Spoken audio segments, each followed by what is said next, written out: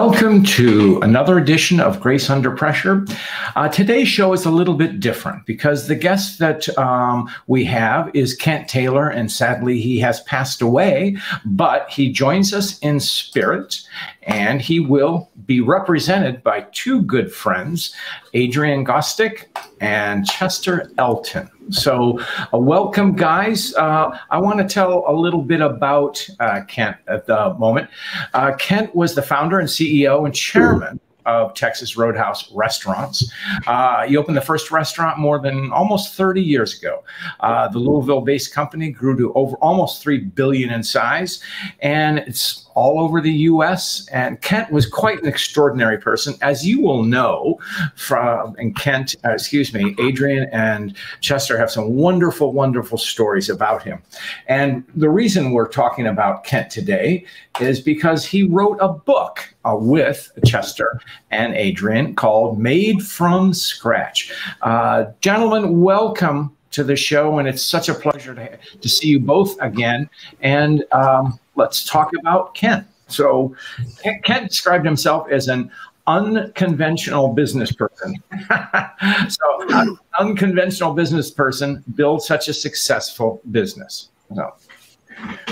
It's probably because he was so unconventional. And by the way, it's great to be back with you, John. And it's because Kent was so unconventional that he did so well. You know, Kent had a background. He in food service. He worked at KFC for many years. Didn't work out very well because he kept trying to push the envelope. Tell them they needed things like chicken fingers, chicken sandwiches, all the stuff they're doing now. But the execs of the time said, don't need any of that. He even worked for Hooters for a while, but all the way along, he just knew he had to create his own franchise, and it took years to get the money for it. That's part of what the story tells is, 100 times shot down from everybody from Larry Bird to country music legends like Garth Brooks. It's a rollicking tale as he got the money to start this. That's great. I would just add to that too. The great thing about Kent is he realized talent when he saw it, and great ideas. And so when he finally got his funding and he was getting his restaurants going, he collected like-minded rebels like himself. And one of the things that has always impressed us, right, Adrian, was his care for his people. He grew up and he went through some of these different franchises, and he kind of felt slighted. He'd really perform, and then they changed the comp structure. They never really gave him credit for his ideas.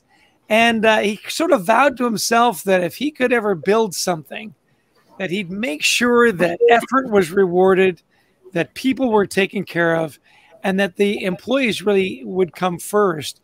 And so, when you work for Texas Roadhouse, you're a roadie. And the roadies loved Kent, because they knew that he always had their back. Right, Adrian? Mm-hmm. Well, I do know that both of you told me a remarkable story. Of course, when COVID struck some 18 months ago, he did something extraordinary. Do you want to tell us about that? Yeah, he did multiple pretty extraordinary things. Now, Chester, during the COVID, Kent asked us, Chester and I, to be on their daily leadership calls. So they're, senior VPs of sales around the system. They're heads of their different, finance and legal, et cetera. So we had a chance to sit on these calls. It was fascinating because their main goals were twofold. First off, to feed America. They said, look, all the grocery stores, the shelves are empty. Let's feed America. Let's not try and gouge anybody. Let's cut our prices. And they also wanted to keep all their roadies employed. Well, that was kind of hard. As we remember, everything went curbside. They'd never done more than 5% of their business curbside. And now it was 100%. Now, kind of jumping to the end of the story, we'll give you how they did it in a minute.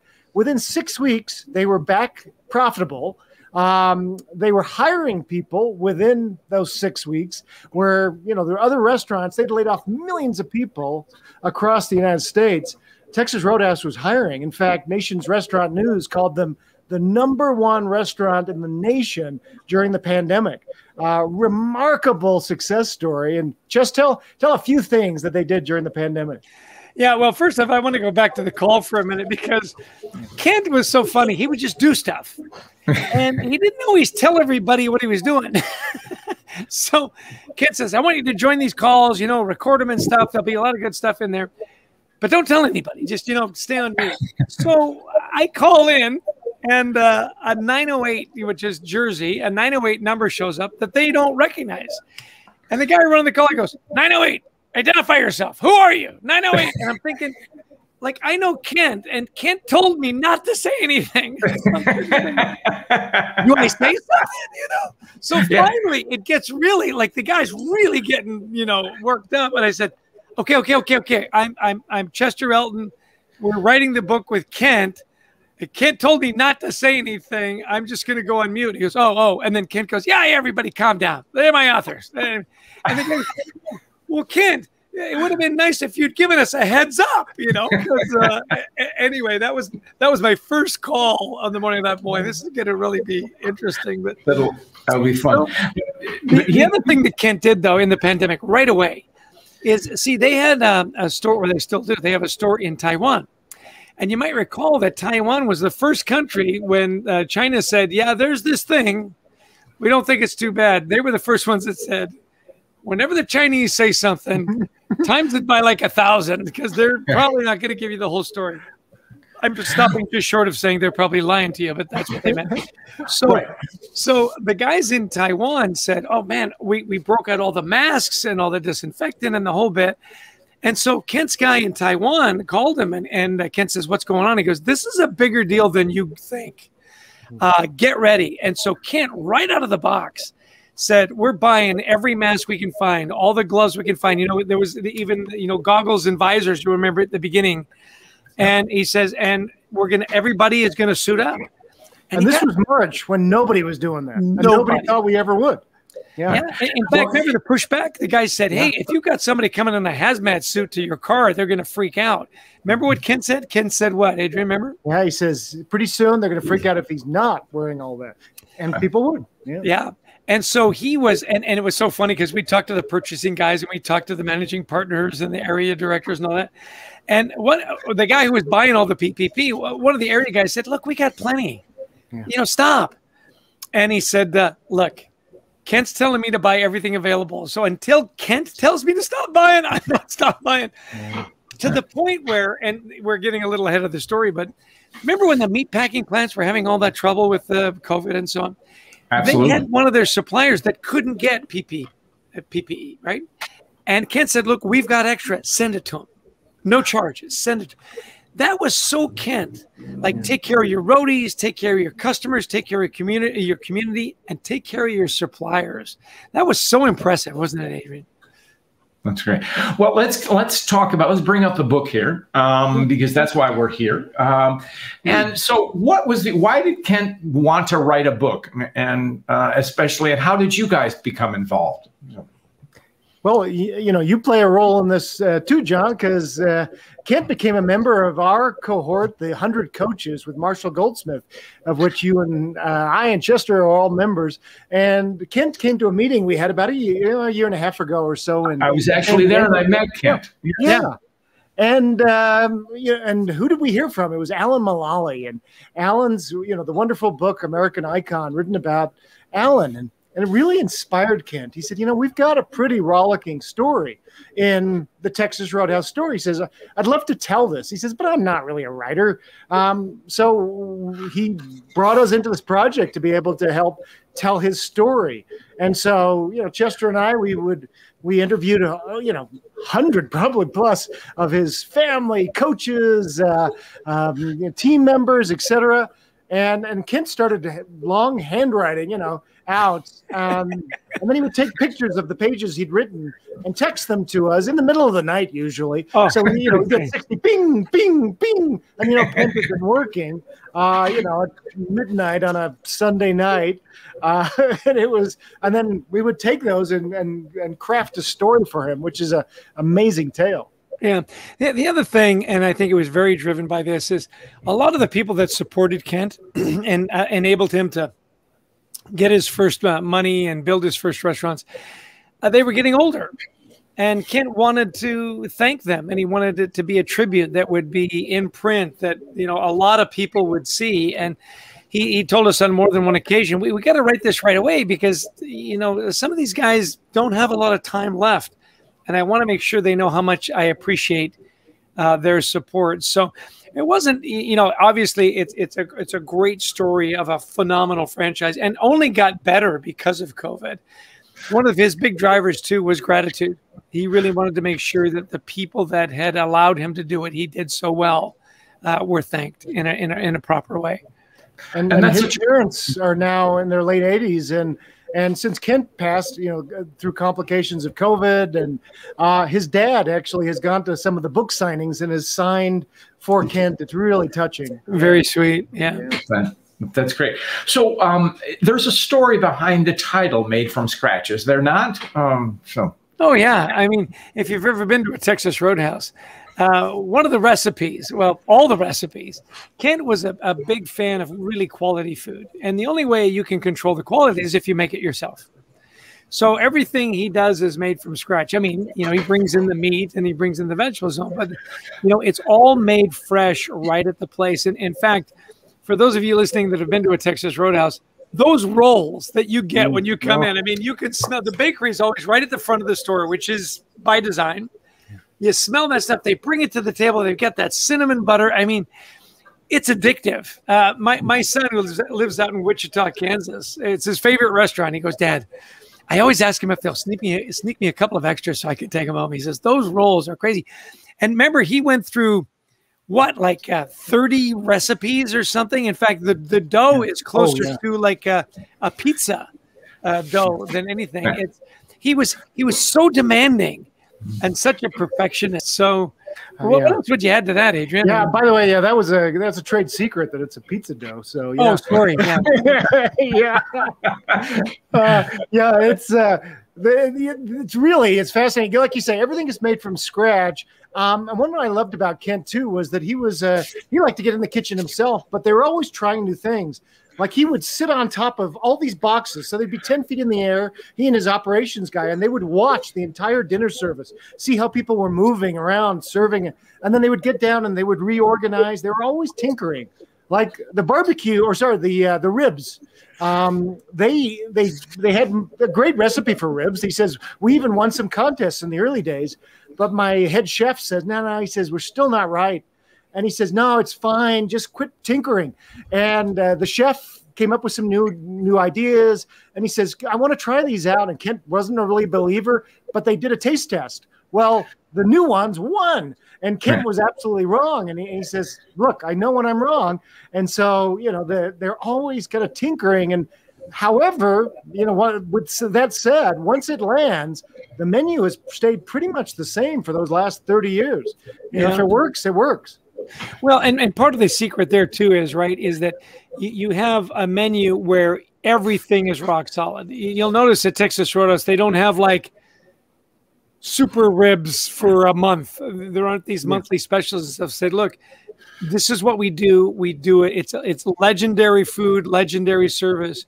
So, you know, stick to the recipes. Now, if you want to add something, what are you going to take off? Because the thing about Texas Roadhouse is so brilliant is they're incredibly efficient. I mean, they really know how to make the food and get it done and make it, you know, beautiful and plentiful at a very reasonable price and get it to your table. Well, if you're always tinkering with different recipes and specials and stuff, it throws your kitchen off. You got to redesign stuff, which brings me to a great story where Kent brought these consultants in that had thought of a better way to configure the kitchen. So he says, great, well, let's go down to one of the stores and walk me through it. So he gets them there back in the kitchen, and the staff was going to make room. And he goes, no, you guys stay here. I want you to see what they're saying. And the guy says, yeah, if we move this here, we move that there, you know, the flow is better and it'll be more efficient. So Kent's listening to the whole thing, and he's got his cooks there and turns to the head cook and he says, what do you think? He goes, that's the dumbest idea ever. Think about it. This is how we do it. And if you move it from here to here, then we're going to run into each other, and it's, we're going to break plates and everything. They looked at Ken. Ken looked at the cook, and he looked at the consultant. He goes, we're not changing a thing. Well, that's awesome, because his people mattered and their opinions mattered, and he was just so brilliant that way. And that is an extraordinary tale, because you could just sense with Kent the commitment that he had to others. And you gentlemen know that this, and the one business I'm glad I'm not in is in food service and restaurants. It's a hard business. And there's high turnover, but yet there's what Kent created, this culture at Texas Roadhouse, binds people together. So how could he do that? How did he make it so special to be at? Adrian, you want to jump in? Yeah, I'll start with this. I mean, because a lot of it came from his experience. And oftentimes, don't we learn more from our bad experiences than our good? And he did. He learned a lot working at other places. Chester mentioned, he worked at Bennigan's for many years. He was incredibly successful, became their #1 GM, took a store that was about to be bankrupt and turned it and made it the #1 store. And then the next year, they changed the compensation plan on him, so he wouldn't make as much. And then, so he figured that out. And then the next year, they changed it again. And he swore he would never do that to his people. And so the thing is, he wanted his people to do really well. And he knows that a lot of his people, they're college students, maybe it's a second job in the family. And so, but the career people, he knows, and a lot of those career people could be meat cutters, could be bartenders. But his general managers, they call them market partners. He really takes care of these folks. They buy into the business, and then they get a cut of every dollar that comes in. And boy, you want to get people engaged, you give them a share of the profits of their business. That, he says, has probably been my #1 thing that I've done, is give my people a share of the profits of each of their restaurants. Yeah, with no cap. Yeah. With no cap. I mean, the more you sell, the more you make. The other thing that I just loved about Kent is the culture is remarkable. He started a foundation for the associates, right, or for the roadies, called Andy's Outreach. So if you came up with an unexpected medical bill, or your car got wrecked and you needed a car, they've got a safety net for the employees, and he helped fund that. Well, the loyalty and the way he treats his people is reciprocated. And this is post book. I mentioned my son down in Wichita. We went down to visit him. We got a new grandson down there, and it was quite the celebration. And my son Garrett loves Texas Roadhouse. Okay. So whenever we go, and Adrian does the same thing, we always want to talk to the managing partner, because we know him. We've interviewed most of them, and we've been at their conferences. And sure enough, Mike, the managing partner, comes over to the table, and we're talking about Kent and the whole bit. And I said, look, Kansas is wide open, 100% open, and the place is rocking. I mean, every seat is filled. And I said, everybody's having a tough time finding workers, and yet it looks like you're going full throttle. He goes, haven't missed a beat. And then he said this, which was fascinating. He said, I've got a steakhouse competitor literally less than half a mile away. On Father's Day, we were open from the minute we opened to the minute we closed, jam-packed, fully staffed. He said, my competitor was open for 2 hours because that's all the staff he could get. So, the lesson that hopefully everybody that's listening is learning, that if you've got a great culture and you hit crisis, that culture will carry you through. If you don't have a good culture and crisis hits, you are going to be all by yourself. And the way Kent built that great culture is he made sure that everybody knew him. Now, Adrian, talk about, he would go to the stores in disguise. In disguise. He'd wear the funny floppy hat and the fake beard and stuff. And he says, oftentimes he would just see how things worked. And other times, he says, I would come in and I would start just talking to people. I'd talk to the bartender. I'd talk to the hosts. I might even sneak into the back and talk to the kitchen staff. He says, so by the time I got to the marketing partner, I knew whether he or she was full of crap by that point, because there was no hiding. I'd already spent half an hour in the store talking to all of the marketing partners' employees. I mean, really smart. The idea is listen to the voices. You do this too, John. We work with a lot of senior leaders. oftentimes they won't believe us when we tell them, morale is really low. No, my executives would have told me. Like, they have no incentive to tell you that. You go talk to the people on the floor. Well, it's one of my favorite quotes is from my author, John Le Carre, who said in one of his novels, a desk is a dangerous place from which to view the world.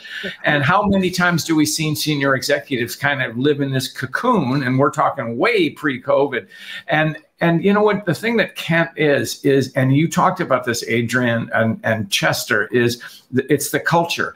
There's a lot of work behind building that culture. I mean, I'm sure Kent had a lot of other things he could do than put on a disguise and sit at a bar. Although sitting at a bar might be fun, but no, going from restaurant to restaurant doing that. But he did it as a commitment to the business and learning and finding out. And that is quite special. And as you said, Chester, it's paid off because they have a strong culture and people come through for them.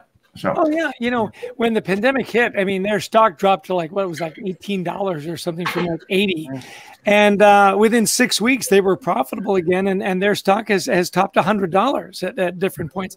So yeah, the benefit was crazy. Now, one of the things I want to talk about is the fact that Kent really was legendary in so many ways, and a real character. He would throw these amazing parties every year for the marketing partners and their wives, right? And or spouses, spouses, and partners. And he would rent out a great resort in Hawaii, for example.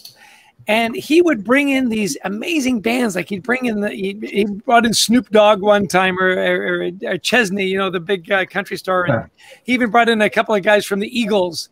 I remember we went to a big conference they had in Hawaii, and it was just fabulous. Well, Kent is an introvert.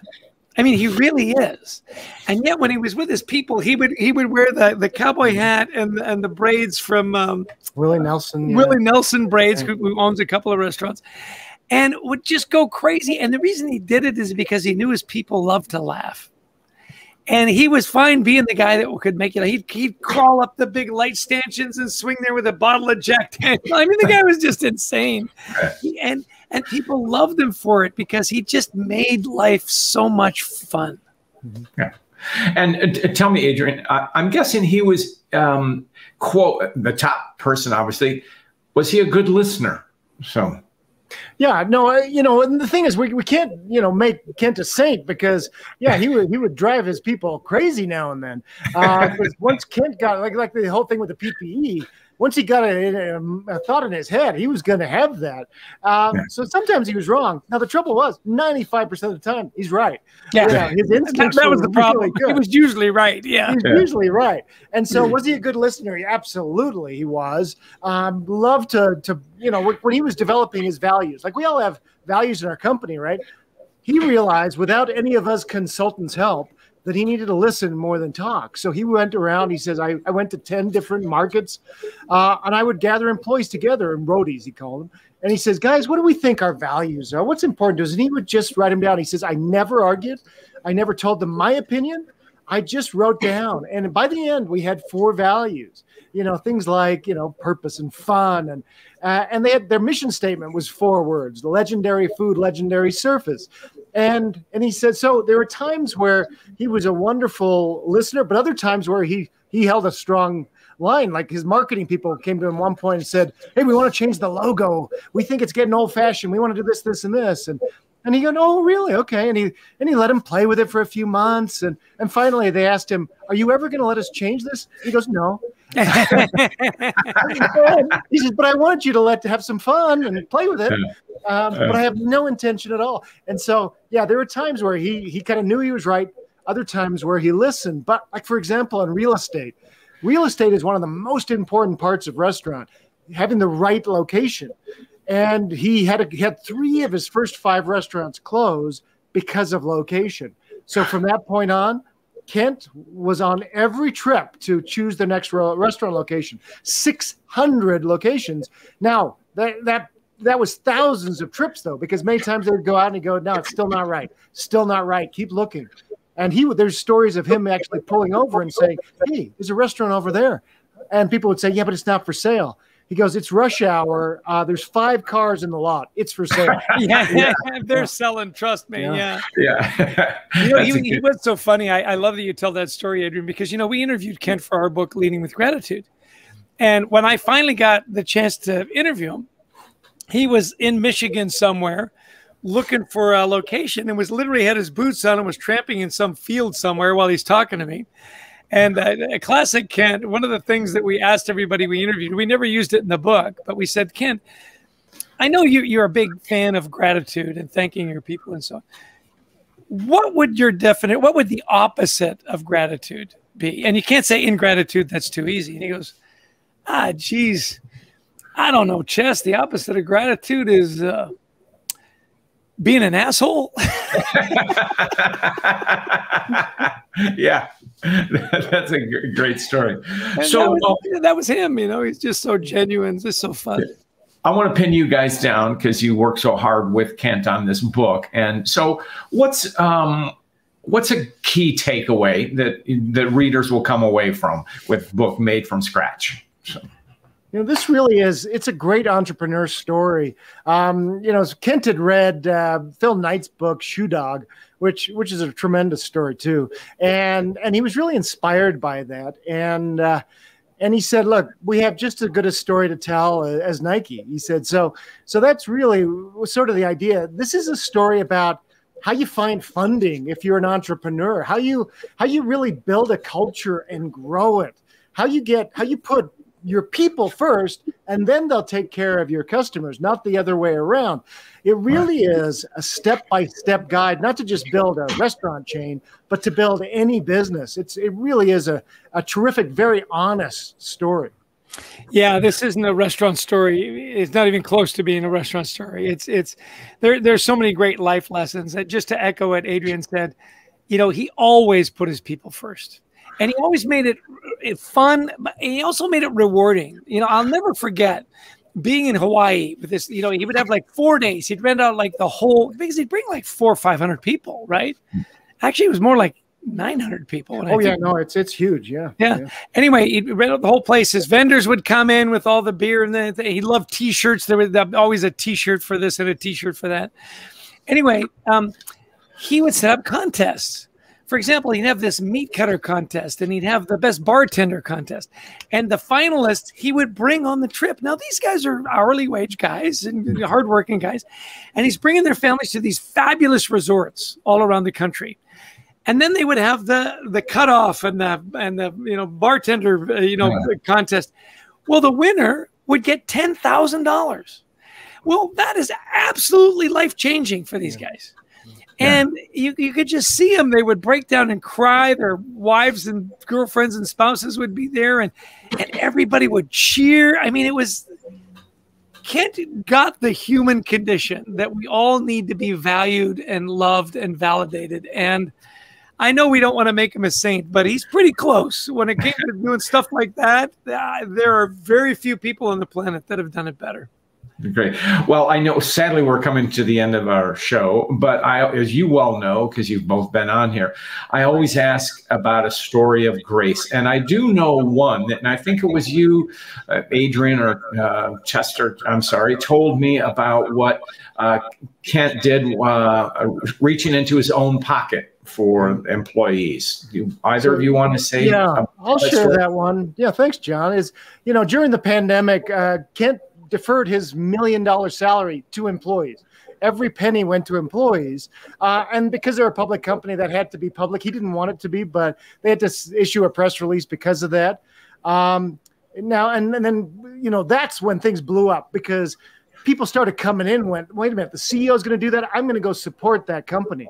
And there were lineups a mile long and longer to get into Texas Roadhouse through their drive-through, because people wanted to support a company like that. Now, what people don't know is, because that had to be public, what they don't know is he also put $5 million. He wrote a check for $5 million of his own money, and he put it into the employee assistance fund. So, and there's no questions asked. If somebody needed money, one of their 60,000 roadies who was having a hard time, they took from Kent's own funds. The guy is has a pretty remarkable saintly aspect to him. Yeah. Yeah.